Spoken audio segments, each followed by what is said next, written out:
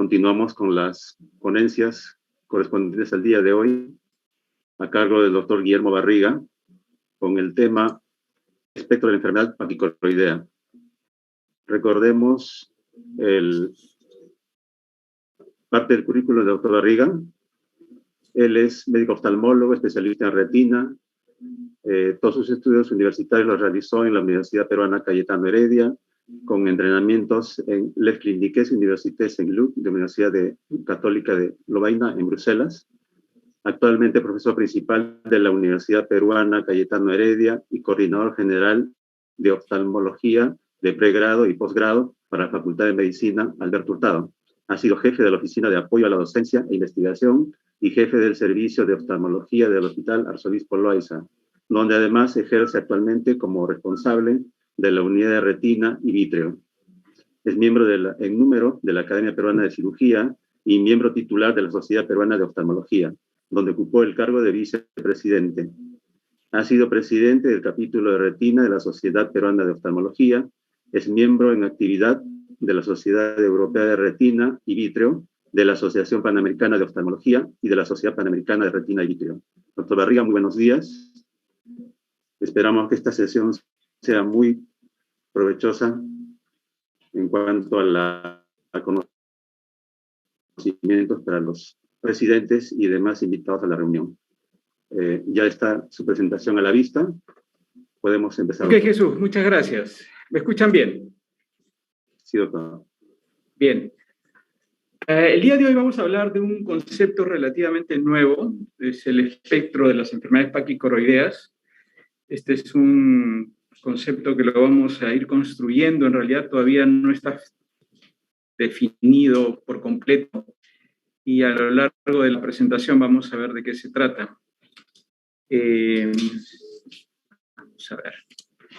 Los objetivos de esta sesión son definir justamente el espectro de la enfermedad paquicoroidea, conocer el fenotipo paquicoroideo vinculado a las entidades clínicas que conocemos y describir las manifestaciones clínicas del espectro paquicoroideo.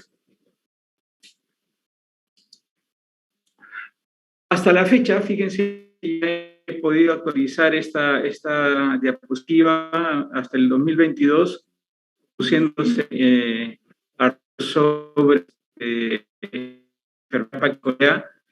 En lo que va del año ya hay unos cuantos artículos publicados, pero yo diría que el que más debemos recordar fue el primero que se describió en el 2013 más o menos por el doctor Warrow, que describió una epiteliopatía pigmentada asociada a un engrosamiento de la coroides que no se había descrito antes, ¿no? Posteriormente se han ido incorporando otras patologías, como vamos a ver más adelante, que comparten el mismo fenotipo, pero están vinculadas, como les digo, a un problema de la coroides que no necesariamente es ahora reconocido solamente por su grosor, sino por otras características que vamos a revisar más adelante. Entonces, mi presentación está basada en esta revisión que hizo la doctora Chung ya hace un tiempo, van a ser 4 años, fíjense. Ella ha estudiado mucho el espectro paquicoroideo junto con los que están presentes en esa revisión y plantea conceptos que vamos a revisar y plantea también algunas formas clínicas que ellos han visto en su experiencia que las incorporan en esta revisión. Les recomiendo este artículo, es bastante bueno para empaparse de este concepto de enfermedad paquicoroidea. Si ustedes revisan los libros de la academia, todavía no está definido ningún capítulo para enfermedad paquicoroidea en los libros de la academia. Como les digo, es un concepto relativamente nuevo. Por lo tanto, tienen que hacer uso de estas revisiones para poder empaparse de la teoría que envuelve a este concepto. La definición. La definición es una enfermedad retiniana caracterizada por una atenuación de la corio capilaris sobre venas coroideas dilatadas. Fíjense que en este concepto en esta definición no se emplea la característica de engrosamiento de la coroides. Y es que vamos a ver enfermedad paquicoroidea relacionada con coroides de tamaño normal, de grosor normal, porque sí tienen estas características de atenuación de la coriocapilares sobre venas coroideas dilatadas. Esto da lugar a una alteración funcional progresiva del epitelio pigmentario de la retina y finalmente la posibilidad de ocurrir neovascularización. Pareciera, esto está en estudio justamente, pero pareciera que esta es una secuencia, que esto es algo que va ocurriendo en el tiempo, empieza con la atenuación de la coriocapilaris, aparece luego la alteración funcional del epitelio pigmentario y finalmente con el daño del epitelio pigmentario aparece la neovascularización. En las enfermedades que vamos a revisar justamente se cumple ese hecho y pareciera inclusive que para las formas clínicas que están viendo ustedes más abajo, también ocurriría esta secuencia, ¿no? Hasta el momento, las presentaciones clínicas que se han asociado al espectro paquicoroideo son la coroidopatía central serosa, la epiteliopatía pigmentaria paquicoroidea, la neovascularización paquicoroidea, la vasculopatía coroidea polipoidea, la excavación focal paquicoroidea y finalmente el síndrome paquicoroideo peripapilar. Vamos a desarrollar cada uno de estos, pero les voy diciendo, ¿no? Es muy probable que estemos frente a una sola enfermedad que tiene diferentes momentos en que las vemos clínicamente. Es muy probable, como les digo, esto está por demostrarse, pero es muy probable que un paciente que tiene una epiteliopatía paquicoroidea, en la evolución de su enfermedad o en el tiempo, desarrolle una coroidopatía central serosa, no necesariamente central, o sea, podría haber una coroidopatía serosa fuera del área central y ser también parte de un espectro paquicoroideo, y sobre ella agregar algo que ya nosotros hemos visto en alguna oportunidad, es la aparición de neovascularización en el contexto de una coroidopatía serosa central o de una coroidopatía serosa, ¿no? Dando lugar a la tercera forma clínica que estamos viendo acá, que es la neovascularización paquicoroidea. Entonces, teniendo en cuenta esto, teniendo en cuenta que podemos estar frente a una misma enfermedad a la que vemos en nuestros pacientes en momentos diferentes de su evolución, vamos a desarrollar cada una de estas, presentándoles este slide que se usó para una presentación en Euretina, donde justamente se habló de esta secuencia que pudieran tener estas enfermedades, ¿no? Pareciera que la epiteliopatía paquicoroidea da lugar a la coroidopatía serosa central, y también cuando la coroidopatía serosa central involuciona o pasa a otra fase, deja una huella en la retina que es la excavación focal coroidea. No sabemos todavía cómo es el pasaje de esta parte de la enfermedad a la que viene a ser ya la patología o la enfermedad asociada a neovascularización, porque después de esta fase sería la neovasculopatía paquicoroidea, ¿no? Neovascularización paquicoroidea, o con lo que hemos hablado hace un ratito, la coroidopatía serosa central con membranas tipo 2 secundarias, tipo 1 secundarias, perdón, ¿no?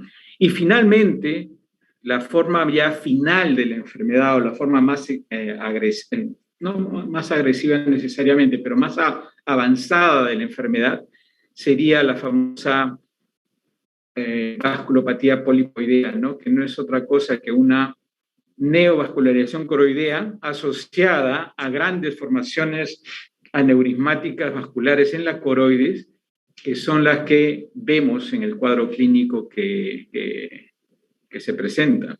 Entonces, si ustedes ven, y para todas estas enfermedades que hemos mencionado, hay ya artículos que las han estudiado y definido, se está intentando compilarlas, como les digo, por ahora todas ellas se reúnen en este espectro paquicoroideo, ¿no?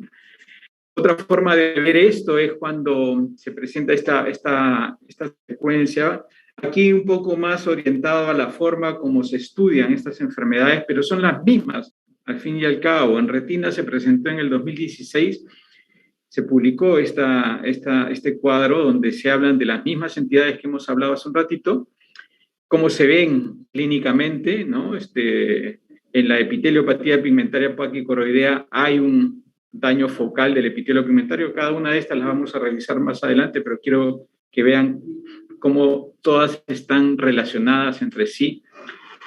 La excavación focal paquicoroidea tendría que ver con un estadio más tardío de esta epiteliopatía, ¿no? Asociada además a una forma más severa, que es la coroidopatía serosa central, cuando hay un componente importante en la coroides. Y de ahí pasamos a la neovascularización paquicoroidea, primero solamente neovascularización y luego ya asociada a grandes vasos, a grandes dilataciones aneurismáticas, ¿no? Clínicamente se ven así, con fluoresceína, todas se pueden evaluar más o menos bien, pero indudablemente la que mejor nos habla de cómo está la coroides, sobre todo en estos estadios iniciales de la enfermedad, incluida la coroidopatía serosa central, es la angiografía con verde indocianina, que hasta ahora no lo tenemos nosotros, pero que si quisiéramos profundizar en el estudio de nuestros pacientes, esta sería la prueba de elección para confirmar, sobre todo si hay el componente inflamatorio que acompaña a estas enfermedades en el momento, en el curso de su evolución, ¿no? Ya cuando aparece neovascularización, pues, si bien es cierto, se pueden ver con el verde indocianina, con la angiografía con fluoresceína también es posible determinar esta membrana, pero desgraciadamente no nos hablan de una condición específica, ¿no? Son membranas neovasculares muy parecidas a las que ocurren en cualquier otra patología, de manera que desde el punto de vista angiográfico no hay forma de determinar por la membrana exclusivamente si se trata o no de una enfermedad del espectro paquicoroideo. ¿Qué tenemos que ver? Lo que viene abajo, ¿no? Hacerles un OCT y medirles el grosor. Antes era medirles el grosor de la coroides, pero ahora lo que están enfatizando muchos autores es mirar cómo está esa distribución de vasos en la coroides. Acuérdense que la definición dice aplastamiento de la coriocapilares por venas dilatadas coroideas. Ese complejo tenemos que mirarlo, verlo en la OCT, sobre todo en la OCT de dominio espectral, con enfoque en la coroides, el famoso EDI, ¿no? Esa forma de evaluar la retina y la coroides nos permite ver muy bien cómo es la distribución de la vasculatura en la coroides, ¿no? Y bueno, finalmente, ya con el advenimiento del SwepSource y de la angio-OCT, hay maneras más objetivas de ver tanto el engrosamiento de las venas, el aplastamiento de la coriocapilaris y la aparición de neovascularización, que como van a ver en las diapositivas posteriores, ya no necesitamos de una angiofluorescinografía para ver la neovascularización, no se puede ver ahora sin inyectarle ninguna sustancia de contraste al paciente. Pueden ver esta característica. Entonces, esto es como se ve. Me gustaría retroceder. La anterior me gustaría que tomen en cuenta algo que no lo mencioné y que vale la pena. Es curioso, pero esta línea de edad que está acá tiene que ver también con la presentación de las formas clínicas. Fíjense que la epiteliopatía, la serosa central y la excavación focal se describen cuando el paciente es joven, 30 años, entre los 30 y 40 años. La neovascularización y la coroidopatía serosa asociada a neovascularización ocurre en personas mayores. Y la vasculopatía polipoidea clásicamente se describe en personas en la edad en que estamos viendo degeneración macular relacionada con la edad. Entonces, todo esto tiene mucha relación, además, con este concepto, con esta idea de lo que va ocurriendo cronológicamente, ¿no? Esta diapositiva nos daría a entender, por ejemplo, que sería muy raro ver una vasculopatía polipoidea en una persona de 30 años, de 35 o 40 años. Muy raro sería. Como también podría ser raro probablemente ver que una epiteliopatía pigmentaria paquicoroidea se haya quedado ahí estancada y la sigamos viendo igual en un paciente a los 80 años. Lo que uno espera es que esto vaya evolucionando en el tiempo. Y la verdad de las cosas es que cuando se describe la enfermedad, se mencionan estas relaciones con la edad de los pacientes y no se habla de que estas enfermedades, por ejemplo, epiteliopatía paquicoroidea, ocurren en personas mayores. Lo que pasa es que en personas mayores se van a ir asociando otras enfermedades relacionadas con la edad, la misma degeneración macular, que ya enmascara la presencia de una epiteliopatía exclusivamente, ¿no? Eso lo vamos a ver con las diapositivas a continuación. Entonces, con esto en cuenta, vamos a ver las formas clínicas, ¿no? En el fenotipo paquicoroideo, como les decía, está en el primer momento de la definición, estaba incluido el incremento del grosor coroideo focal o difuso. Y se establecieron medidas, ¿no? Se establecieron que el espesor coroideo subfocal era mayor de 300 micras en estos pacientes y podía haber un grosor coroideo focal mayor de 50 micras al espesor coroideo subfoveal en otras partes de la retina. O sea, si nosotros encontrábamos que por fuera de la fovea había un engrosamiento coroideo 50 micras mayor que el engrosamiento coroideo que hay bajo la fovea, a eso también se denominaba paquicoroides. ¿De acuerdo? Entonces, el concepto vale para lo que se ve debajo de la fovea, como también para cualquier otra parte de la retina, ¿no? En la que la coroides no debe medir más de 50 micras de lo que mide la coroides debajo de la fovea. Supuestamente, debajo de la fovea es donde vamos a encontrar casi siempre el mayor grosor coroideo, en personas normales incluido, ¿no? Si uno mide la coroides debajo de la fovea, nos vamos a encontrar con una coroides de un grosor que es mayor que el del resto de la retina. Pero nunca hay una diferencia de más de 50 micras entre el grosor de la coroides bajo la fovea y el grosor de la coroides en el resto de la retina. ¿Ok? Luego, la reducción de la apariencia en mosaico de la retina en las áreas de engrosamiento coroideo. Aquí no tengo la foto, pero lo vamos a ver más adelante. Generalmente, cuando hay una epiteliopatía paquicoroidea, que es lo más sencillo que puede tener un paciente, ese color uniforme naranja que tiene la retina se pierde y uno lo ve como una alteración de la pigmentación retiniana. Eso lo vamos a ver siempre y esto es lo que ha dado lugar a que en los tiempos actuales se estén diagnosticando mucho más epiteliopatías paquicoroideas que antes. Porque antes a esa alteración le decíamos simplemente una alteración del epitelio pigmentario, el paciente veía 20/20, no había ninguna otra molestia, solamente esa característica en su retina, y resulta que cuando le medíamos la coroides a esos pacientes, estaba con la coroides aumentada de tamaño.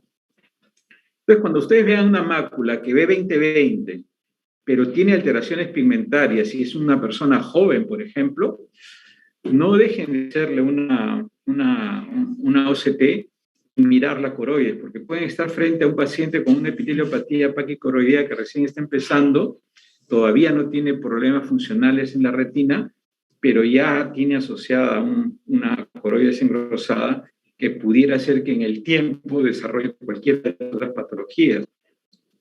Nos va a servir para proyectarnos en ese paciente que estamos viendo. Probablemente indique que nos tengamos que dedicar más tiempo al seguimiento de esos pacientes, ¿de acuerdo? Luego está la presencia de paquivasos, que esto es lo que les decía, que es lo que forma parte de la definición. Actualmente ya no se busca solamente tener una coroides gruesa. Pueden haber coroides de grosor normal, pero si tienen grandes vasos aplastando la coriocapilaris, eso también es anormal. Entonces, cuando hay grandes vasos con la expresión que está aplastando la coriocapilaris, a eso se le puede denominar un paquivaso, ¿no? Y luego vienen otras características que son la atenuación de la coroides interna por encima de los paquivasos, o sea, uno localiza los grandes vasos y luego pasa a ver cuánta coroides queda hasta llegar a la retina. Por lo general, cuando hay paquivasos, no queda mucha corio capilaris. La corio capilaris queda como una capita muy delgadita. Y generalmente la corio capilaris normal tiene 2 hasta 3 capas de capilares pequeñitos, ¿no? Cuando ven una corio capilaris es solamente una línea, o de repente ni siquiera se ve la corio capilaris, eso puede estar relacionado con un síndrome paquicoroideo. Y lo último tiene que ver con el hacerle pues, a un paciente una angiografía con verde indocianina. Si a todo esto le hacemos un verde indocianina y encontramos escape a nivel de los vasos coroideos, debajo de donde está la lesión epitelial, por ejemplo, ya el diagnóstico está prácticamente confirmado. Hasta el momento no hay forma de evaluar esta hiperpermeabilidad coroidea con ninguna otra prueba que no sea con verde indocianina. Se está intentando ver si hay marcadores como OCTA que puedan estar indicando que estos vasos gruesos que vemos en la coroides ya son incompetentes, ya dejan escapar sustancias que no deberían escapar. Acuérdense que los vasos coroideos son fenestrados, pero dejan escapar cierto tamaño de moléculas. Moléculas mayores a ese tamaño no deberían escapar. Cuando escapa, por ejemplo, el verde indocianina, que es una molécula grande, que no debería pasar por los capilares, por las fenestras fácilmente, pues podríamos estar frente a un caso de hiperpermeabilidad. La hiperpermeabilidad coroidea se evalúa en los primeros momentos de la fase del verde indocianina, porque ya después de un tiempo, el verde indocianina, la fluorescencia por verde indocianina en el resto de la coroides se difumina, se extiende y ya no hay forma de saber si los vasos son hiperpermeables o no.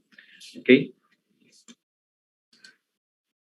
Entonces, estas son las formas clínicas que las vimos hace un ratito, las que vamos a ver a continuación, y vamos a describirlas clínicamente. Fíjense, esto es lo que se ve en un paciente con una epiteliopatía, que a veces, les repito, pueden estar cursando con agudezas visuales bastante buenas, pero ustedes le hacen el fondo de ojo y pareciera pues que hay algo en la mácula. Esta forma de tapiz que tiene la retina, en esa zona se distorsiona, ¿no? Entonces, cuando uno ve esta distorsión del aspecto que tiene la retina en cualquier zona de la retina, especialmente en la fovea, uno debe sospechar que puede estar frente a una epiteliopatía, ¿no? Al hacer el OCT, generalmente el OCT confirma que hay realmente una disrupción o una distorsión de la capa del epitelio pigmentario, como se ve en el ojo derecho de este paciente, que además hay un poco de fluido, pero en el otro también hay, fíjense, el complejo epitelio pigmentario coroides debe ser así como se ve acá en donde estoy pasando mi puntero, pero acá fíjense cómo se distorsiona, ¿no? Y esto está asociado específicamente con esta alteración pigmentaria que hay en la retina que vemos en el fondo de ojo. Si a esto le sumamos un EDI, y en el EDI vemos estos grandes vasos, que en algunas zonas se ve clarito que han empujado la corio capilaris, la han desplazado, pues esto estaría relacionado con un síndrome paquicoroideo. Otra vez, fíjense, no necesariamente la retina, la coroides tiene que estar muy gruesa. Aquí la coroides no está gruesa, pero se ven grandes vasos. Acá, por ejemplo, si ustedes ven este vaso, está empujando, casi queda más que una línea de corio capilaris, ¿no? Todavía no hay alteración en el epitelio, pero es probable que esto pueda suceder más adelante. Aquí sí, fíjense, en la zona donde está la epiteliopatía, vemos estos grandes vasos alterando la corio capilaris y dando lugar a la alteración, en este caso morfológica del epitelio pigmentario, que después se puede traducir en un problema funcional, ¿no? Aquí sí hay una alteración, probablemente ya haya un compromiso de la agudeza visual, hay fluido además. Aquí en cualquier momento, y de repente si hacemos una angiografía lo confirmaríamos, o una angio-CT, podría ya haber una una membrana neovascular que esté dando lugar a este fluido que está apareciendo aquí, ¿no? Entonces, eso lo vamos a poder confirmar cuando hagamos pruebas adicionales. Con un examen de fondo de ojo y la OCT nada más, si vemos la disrupción del epitelio pigmentario, grandes vasos debajo de donde está la disrupción, hay que pensar en una epiteliopatía paquicoroidea, ¿no? Y recordar que esto puede evolucionar hacia las siguientes fases, convertirse en una coroidopatía serosa central o convertirse en una neovascularización paquicoroidea. Esas dos posibilidades pueden ocurrir de manera independiente, ¿no? Muy bien. En la neovascularización paquicoroidea ya lo que predomina es el fluido, hay alteración de la banda de fotorreceptores, aquí ya hay un daño funcional en la retina, ¿no? Hay un daño anatómico, estamos viendo, fíjense, la banda de fotorreceptores desaparece a este nivel, ¿no? Vemos el fluido subretiniano y vemos una formación hiperreflectiva, media heterogénea, que probablemente esta sea la neovascularización.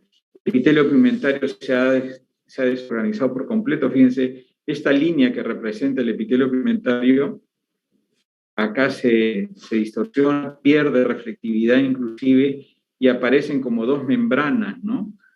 Este es un signo que más adelante va a ser más evidente todavía, es el signo de la doble capa que representa la formación de una membrana neovascular de tipo 1. Esta es una membrana neovascular que teóricamente está debajo del epitelio pigmentario, aunque no veamos el epitelio pigmentario indemne, pero se ha catalogado como una membrana tipo 1 por esa razón, ¿no?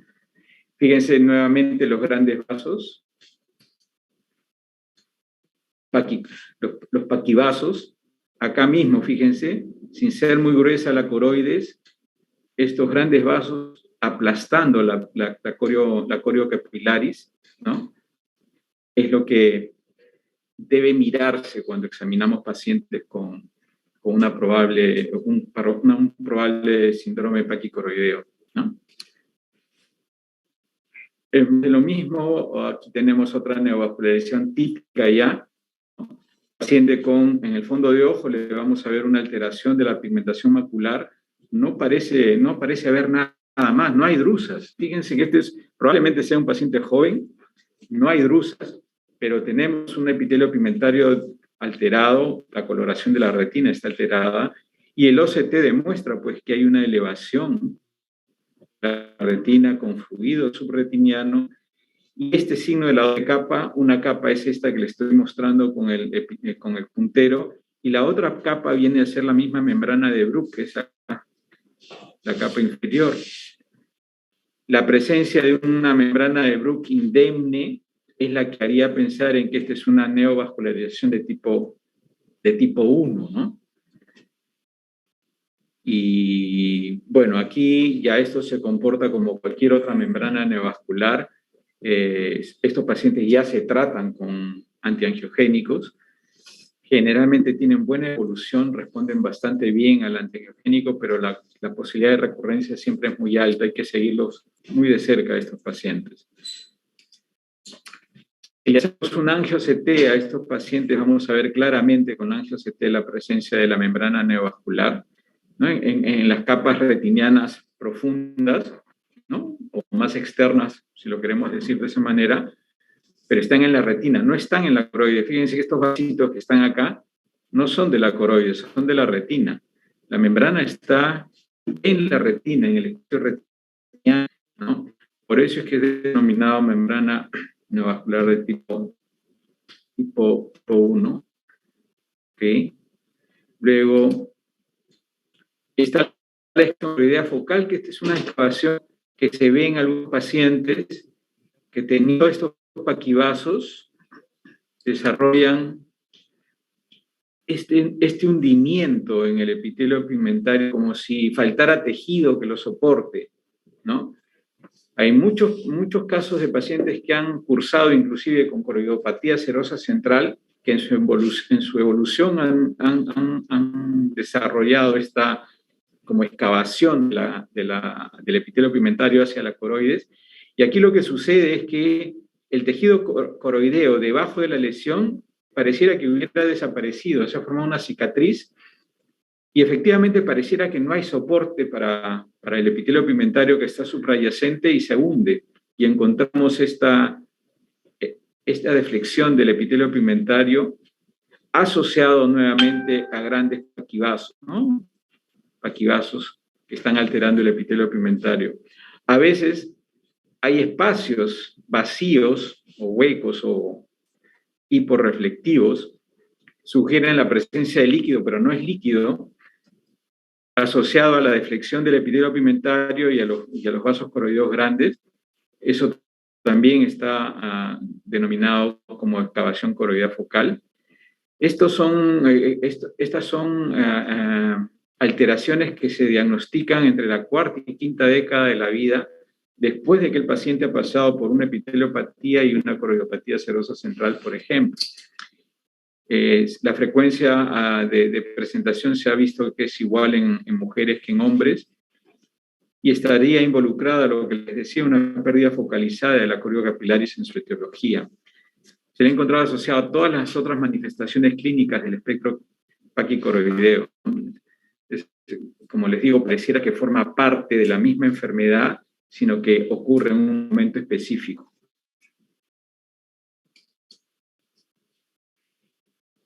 Y tendremos el síndrome paquicoroideo peripapilar. Este es un síndrome particular, parece que fuera un fenotipo, ¿no? Particular.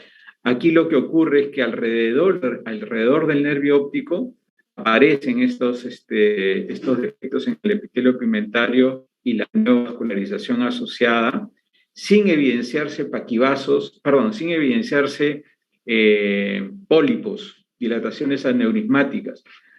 Aquí no tengo la angiografía con verde indocianina, pero es fundamental hacerla para distinguir si estas membranas neovasculares que están creciendo alrededor del nervio óptico procede de una vasculopatía polipoidea o no. La única manera de diferenciarlo es una angiografía con verde indocianina. Ahora, con angio-CT se pueden también localizar las dilataciones aneurismáticas polipoideas, y por lo tanto, un paciente como este podríamos hacer un angio-CT alrededor de la papila y de repente encontrar dilataciones aneurismáticas. Y las encontramos, ya no es un síndrome paquicoroideo peripapilar, ya pasó a una vasculopatía polipoidea.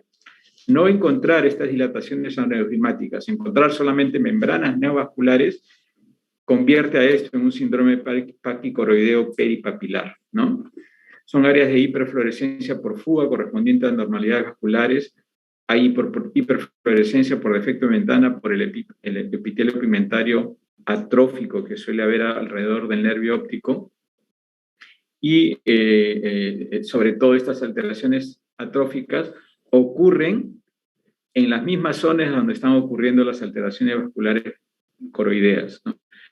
Se pueden evidenciar las dilataciones aneurismáticas. Esto es lo que hace el diagnóstico de síndrome paquicoroideo peripapilar, ¿no? Cuando aparecen las dilataciones pasamos ya a la siguiente variedad, que es la vasculopatía polipoidea coroidea, de la que se ha escrito mucho. Van a encontrar mucha literatura sobre esto, se ha estudiado bastante, y bueno, se conocen ya patrones de respuestas a tratamientos antiangiogénicos, alternativas al tratamiento antiangiogénico también se han estudiado con bastante ahínco y bueno, finalmente se ha llegado a la conclusión que se comportan como una degeneración macular relacionada con la edad, un poco más refractaria a los tratamientos convencionales, ¿no? Muchas de ellas requieren moléculas más potentes, como es el caso de aflibercept, o de repente tratamientos mixtos asociados a fotocoagulación, terapia fotodinámica, ¿no? El problema con la terapia fotodinámica es la dificultad para encontrar el verde porfín, pero digamos, este tipo de pacientes en donde las dilataciones aneurismáticas están en la coroides responden bien al uso de PDT, de terapia fotodinámica, pero no es fácil de aplicar porque no tenemos. Y muchos están usando ahora como alternativa antiangiogénica aflibercept para manejar este tipo de problemas, ¿no? ¿Qué son estas dilataciones aneurismáticas? Pues son en realidad ramificaciones de la red vascular coroidea que protruye hacia la retina, ¿no? Es más o menos esto lo que está ocurriendo. De la red capilar coroidea, aprovechando defectos en el epitelio pigmentario, comienzan a crecer membranas neovasculares, entre comillas, que no lo son en realidad, sino es la misma red capilar coriocapilar que protruye a través del defecto del epitelio pigmentario de la membrana de Bruch y comienza a dar ramificaciones con dilataciones aneurismáticas, ¿no? Esto, además, ya estudiándolo histológicamente, ha demostrado que no son pólipos estas formaciones vasculares que están aquí, son en realidad dilataciones aneurismáticas. Por lo tanto, el término vasculopatía polipoidea es un término no apropiado, porque en realidad no estamos viendo pólipos, estamos viendo aneurismas de los vasos coroideos que han protruido hacia la retina. Esto ha dado lugar a que se cambie el término vasculopatía polipoidea por el de dilataciones aneurismáticas subretinianas, que es un término más apropiado para lo que se ve histológicamente, ¿no? Los hallazgos comunes para una vasculopatía polipoidea son estos desprendimientos del epitelio pigmentario muy esféricos, ¿no? En forma de cúpula asociado a fluido subretiniano, ¿no? Que dan lugar a un epitelio pigmentario irregular y de pronto una elevación del epitelio pigmentario, que es en realidad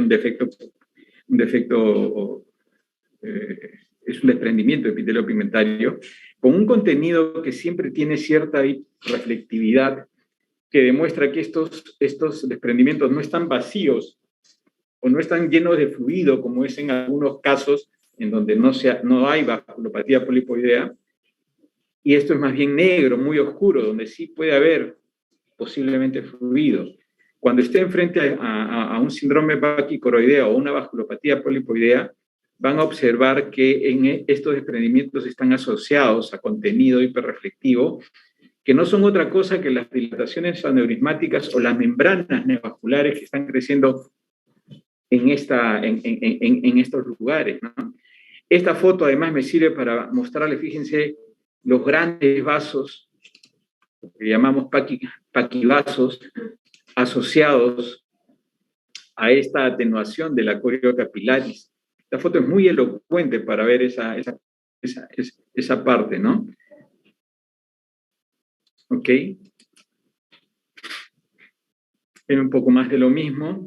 Igual paquivasos, coroides capilaris alterada, el signo de la doble membrana y fluido subretiniano asociado a un contenido que no es completamente fluido, ¿no? Sino está constituido por probablemente las membranas y la exudación que estas membranas producen y se depositan en este espacio, ¿no? Este signo de la doble capa es muy frecuente de ver en los casos de pacientes con vasculopatía polipoidea, ¿no? Entonces, los hallazgos a la OCT en esta vasculopatía son DEPs voluminosos, semiesféricos y múltiples con fluido subretinano asociado, cuyo límite posterior es la membrana de Bruch, ¿no? Cuando se hacen estudios ya multimodales y se puede hacer además angio-OCT, se ve que en estas zonas hay ramificaciones de la coriocapilaris. Aquí sí estamos en un corte profundo de la de la retina, ya prácticamente estamos en la coriocapilaris y se ven ramificaciones a ese nivel, cuando además podemos hacer sobre la lesión, o sea, mirando el OCT, le hacemos una evaluación del flujo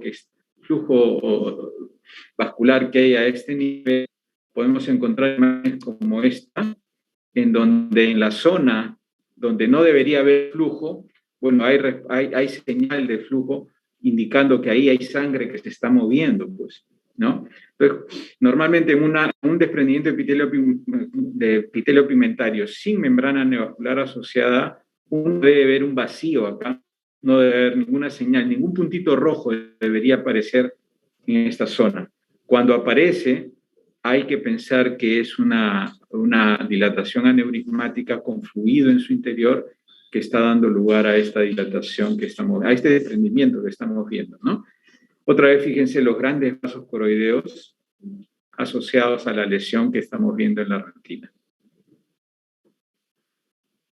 Ok, entonces, en conclusión, el espectro paquicoroideo es un concepto pues en construcción, como les decía, que involucra entidades clínicas con alteraciones comunes de coroides engrosada y alteraciones del epitelio pigmentario y de la retina neurosensorial.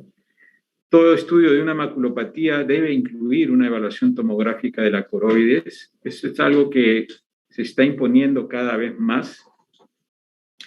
Yo le agregaría, claro, este es otro tema, pero ya si juntamos las cosas que estoy hablando en el curso, en una maculopatía, además de lo que se está mencionando en esta viñeta, le agregaría pues el estudio con autofluorescencia, que es otra de las cosas que no debería faltar en un estudio convencional de una maculopatía, ¿no?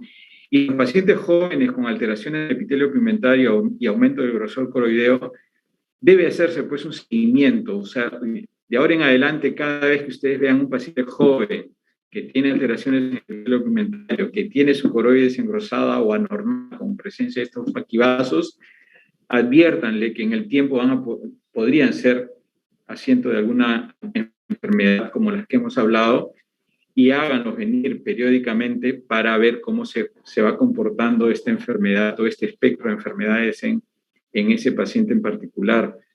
Yo he visto en este servicio pacientes jóvenes con alteraciones del epitelio pigmentario y 20/20 de agudeza visual que han evolucionado.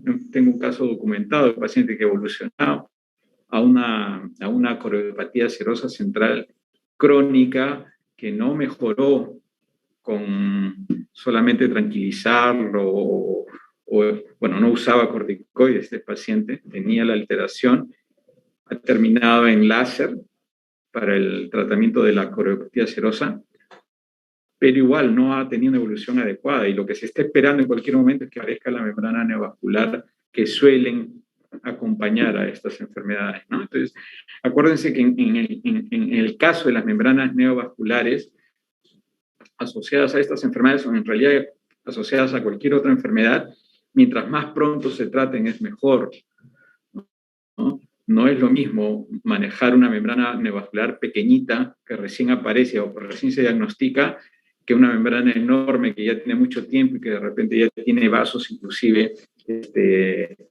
maduros que no responden en absoluto a los antiangiogénicos. ¿Ok? Muy bien, eso sería todo de mi parte. No sé si tienen alguna pregunta, alguna... Jesús. Y otro Barriga, muchas gracias por su excelente presentación. Cuéntame. En el momento no se visualiza todavía ninguna pregunta en el chat. Quizás podría agregar algún comentario más o algún concepto no sé, más. ¿Qué tal tú, Renzo? ¿Has tenido ya oportunidad de ver pacientes de este tipo seguramente? Bastante, ¿no es cierto? Muchos casos de los que veíamos activas o de enfermedades maculares evolucionan, les hago LEDI porque están asociados a paquivasos y evolucionan con desprendimiento del epitelio pigmentario. Usted mismo, sí, me acuerdo. Antes de la pandemia, ¿se acuerda? Y esa característica sigue sucediendo, ¿no? O sea, hay una buena proporción de pacientes que dejan de ser degeneraciones o que no han sido, y que